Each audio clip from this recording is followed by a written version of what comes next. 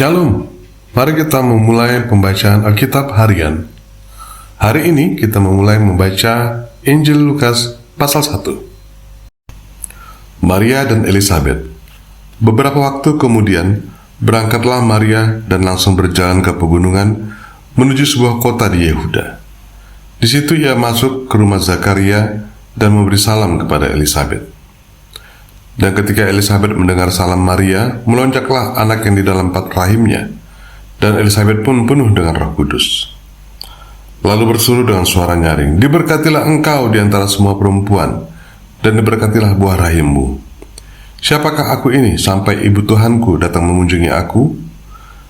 Sebab sesungguhnya ketika salammu sampai kepada telingaku, anak yang dalam rahimku melonjak kegirangan.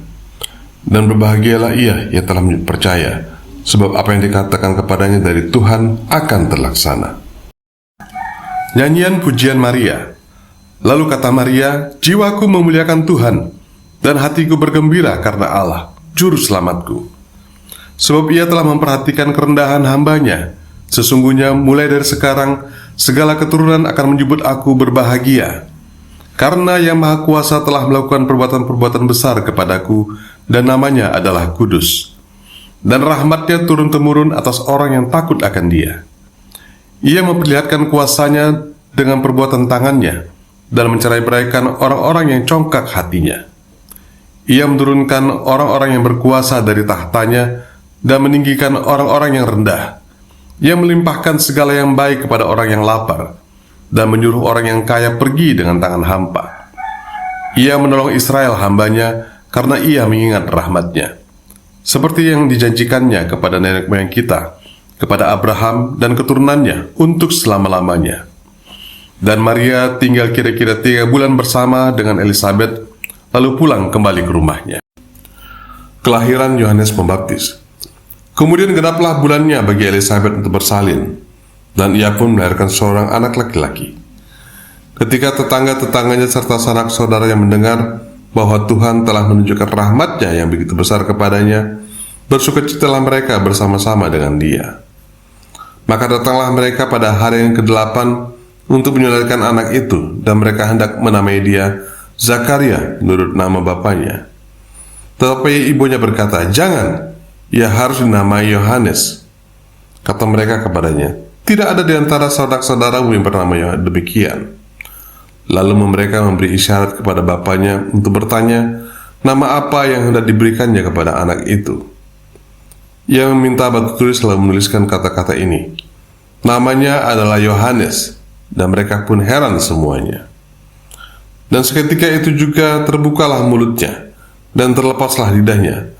Lalu ia berkata-kata dan memuji Allah. Maka ketakutanlah semua orang yang tinggal di sekitarnya, dan segala peristiwa itu menjadi buah tutur di seluruh pegunungan Yudea. Dan semua orang yang mendengarnya merenungkannya dan berkata, "Menjadi apakah anak ini nanti? Sebab tangan Tuhan menyertai dia." Nyanyian pujian Zakaria.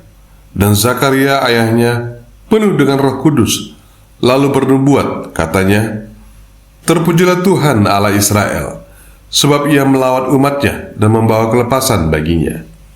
Ia menumbuhkan sebuah tanduk keselamatan bagi kita di dalam keturunan Daud, hambanya itu.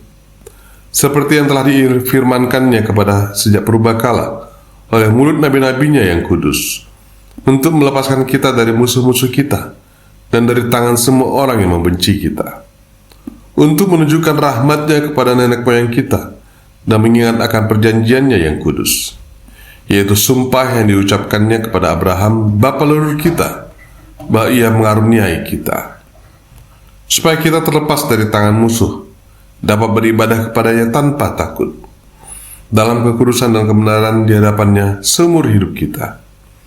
Dan engkau, hai anakku, akan disebut anak Allah yang Maha Tinggi, karena engkau akan berjalan mendahului Tuhan untuk mempersiapkan jalan baginya, untuk memberikan kepada umatnya pengertian akan keselamatan yang berdasarkan pengampunan dosa-dosa mereka. Oleh rahmat dan belas kasihan dari Allah kita, dengan mana ia akan melawat kita surya pagi dari tempat yang Maha Tinggi, untuk menyinari mereka yang diam dalam kegelapan dan dalam naungan maut, untuk mengarahkan kaki kita kepada jalan damai sejahtera. Adapun anak itu bertambah besar dan makin kuat rohnya, dan ia tinggal di padang gurun sampai pada hari ia harus menampakkan diri kepada Israel. Tuhan Yesus, terima kasih untuk firman-Mu hari ini. Tolong kami menyimpan firman-Mu di dalam hati dan mempraktikkannya dalam hidup kami. Di dalam nama Tuhan Yesus, kami berdoa. Amin. Terima kasih sudah meluangkan waktu untuk mendengarkan firman Tuhan hari ini. Kiranya firman ini menjadi terang dan kekuatan. Sampai jumpa besok.